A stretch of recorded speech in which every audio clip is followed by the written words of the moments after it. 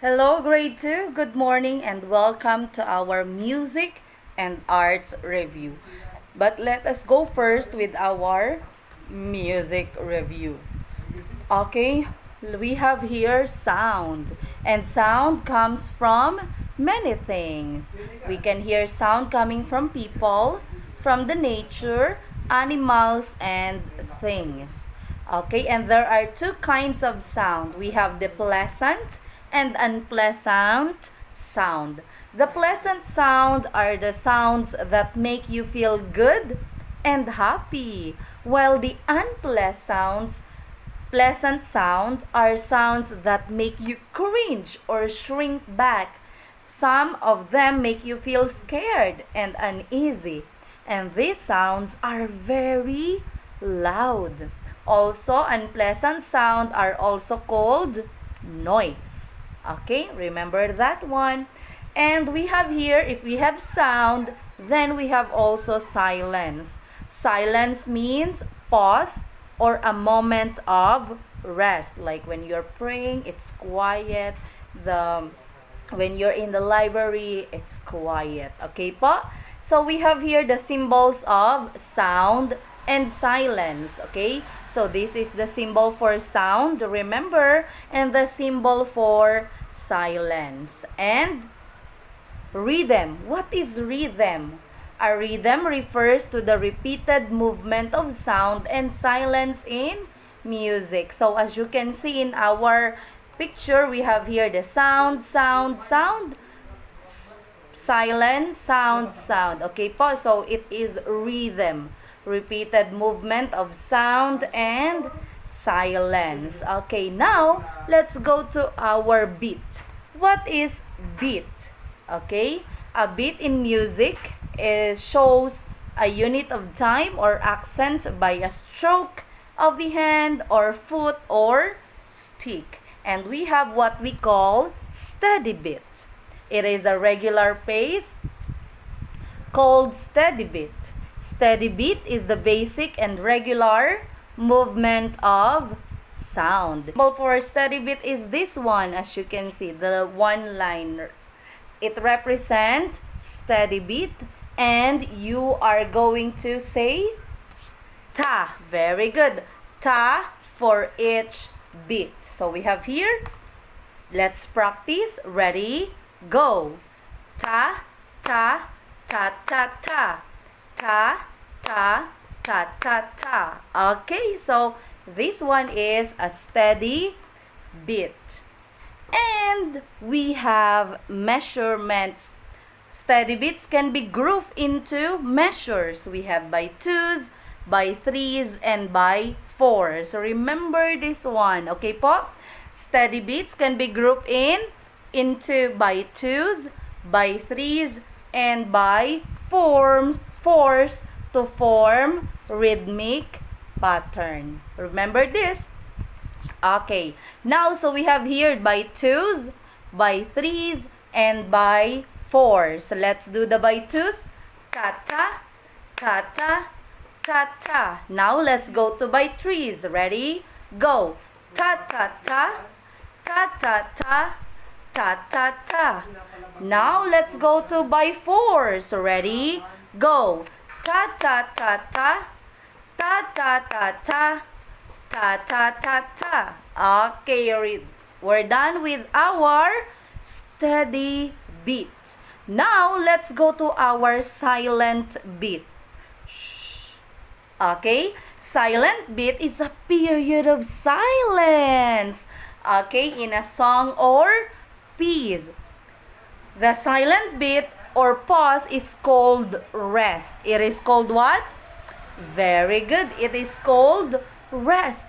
And please point the symbol for our silent beat. Can you please touch the symbol? That's right. That's the symbol for our silent beat. And when you saw this symbol in our music piece, then it means you are going to stop or pause from singing or from playing your instrument. And if the steady beat is ta, what about the silent beat? What's the sound? That's right, it is sh. Okay, remember also the ta and sh.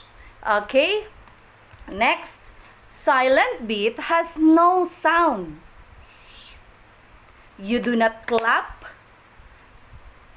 the beat. But what are we gonna do? Instead of clapping like the steady beat, we are gonna open our hand like this to show silent beat. Okay? Like this. Okay po? Now, let's practice our steady and silent beat here. Ready? Go! Ta-ta, sh. Ta-ta, sh. Ta-ta, sh. Ta-ta, sh. Okay, remember, if it is steady beat, ta. Silent beat, sh.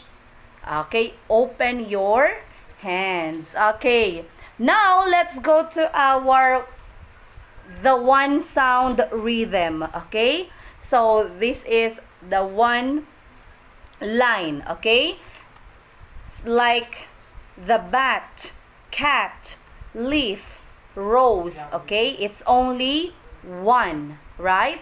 And it is ta, ta, ta, ta. Okay, but if it is a two sound rhythm like saucer, basket, bottle, we're gonna do.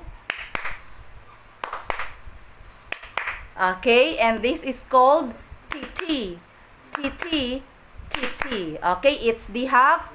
2 TT means 1 ta. Okay, so if it is two sound rhythm, it's like this. TT, TT, TT. Okay po? And this is the symbol for TT. This one. Okay? Now, when you put together the one sound, the ta and TT, you can create patterns. Also the silent beat. One sound, two sound, and the rest can be put together to form a rhythmic pattern. Okay po? And what is a rhythmic pattern? A rhythmic pattern is made up of group of sounds and rest. And it gives you the time of a piece of music. So now we have here the rhythmic pattern, the Peace Porridge Shot. Okay, let's sing that song. Ready? Go! Peace porridge hot, peace porridge cold, peace porridge in the pot, 9 days old.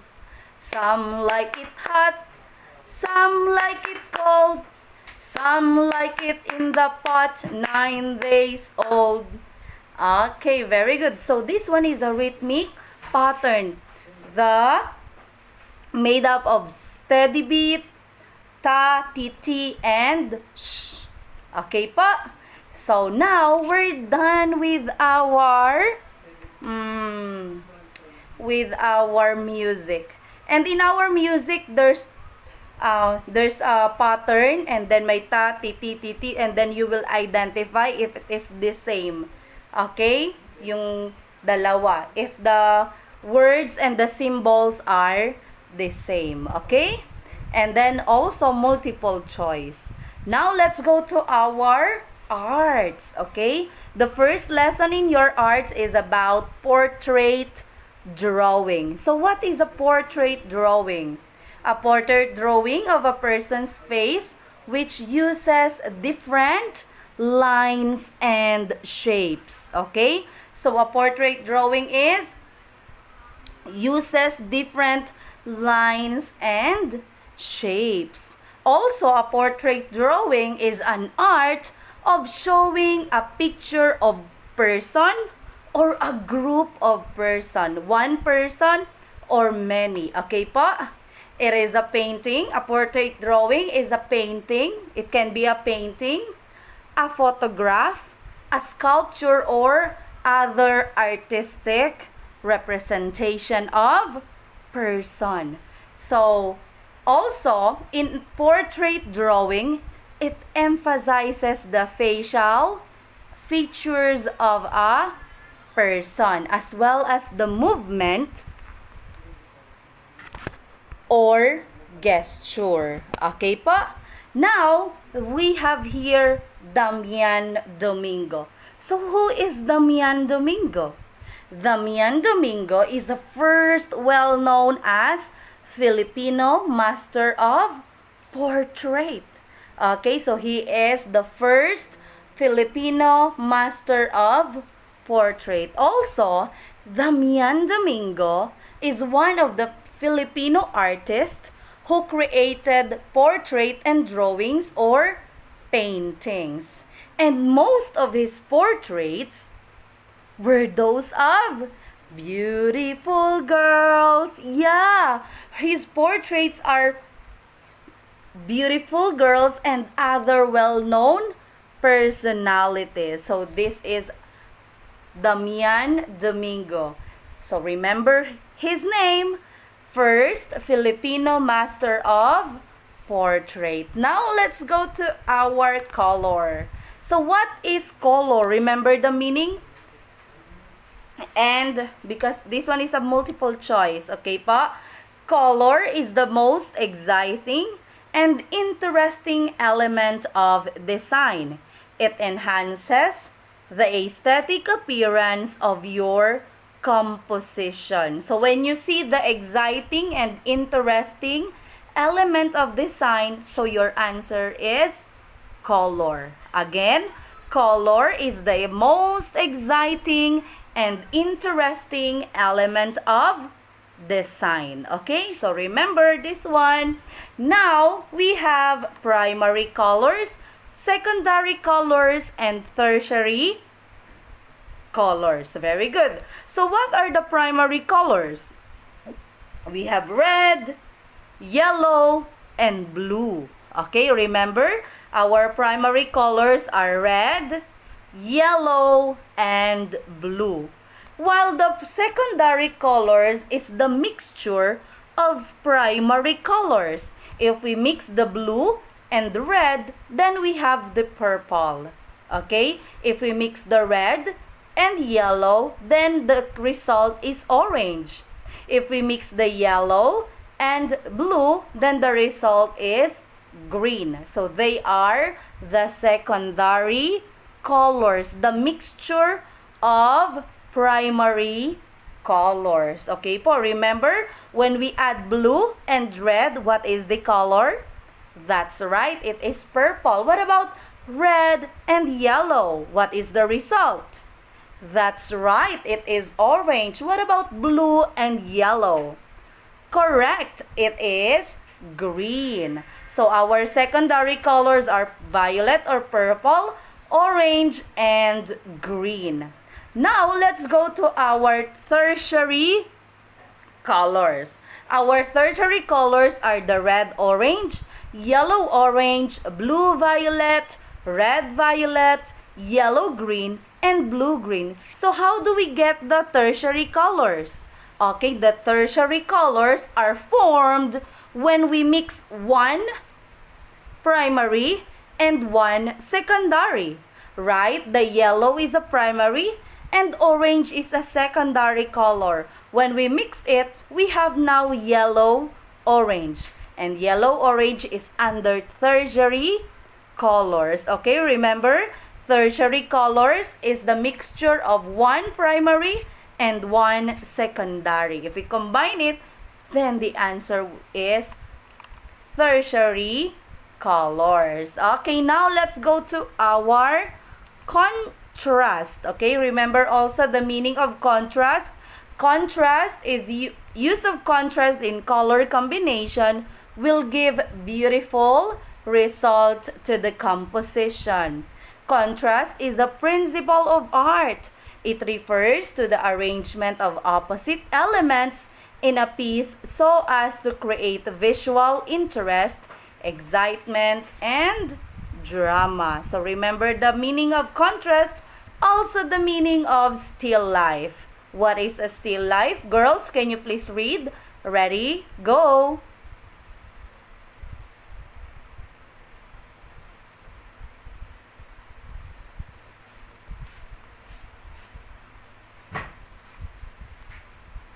Very good. So remember, still life is a picture of inanimate objects. Again, still life is a picture of inanimate objects. Remember that one?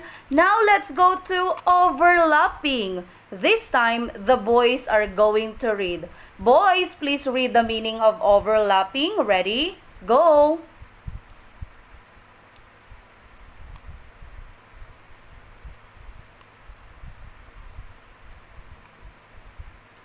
Very good. Overlapping makes all the objects seems to belong in one picture. We can see the overlapping when we can only see we can only view the other part. Okay po. So like this, the hand of teacher is overlapped. Okay po? Overlapped. So I cannot see the whole view of my other hand because it overlaps. Okay po? So that is overlapping. Now, let's go. We're done with that one. Remember ha? Overlapping, still life, contrast, and colors. Okay? Now, let's go to our landscape. Also, the landscape, remember, what is a landscape? A landscape is a wide scenery of forest, hills, mountains, plateaus, skies, and valleys. Landscape drawing is an art of drawing or painting that shows in pictures the inland scenery. It shows different landforms and water forms. Okay. So the landscape, meron siyang 3 different parts, right? We have the foreground, middle ground, and background. So what is the foreground? It is in front, this one, okay, there. It's in front or the part near to you. So that's the foreground. What about the middle ground? Oh yeah, middle ground is the part between the foreground and the background. So the one in the middle, okay? And what about the background? What is the meaning of background? Yes, background is the part that's far from you and it seems so small. Okay, so this one, background, middle ground, foreground. Again, this is the foreground. It looks big. The middle ground, it is between the foreground and background. And then the background is far from the viewer. And the last one for you to remember the meaning is balance. Is one of the principles of art that is considered in drawing a landscape. It shows the proper arrangement of objects in your drawing. So that remember also the meaning of balance. So thank you everyone and see you tomorrow. Bye!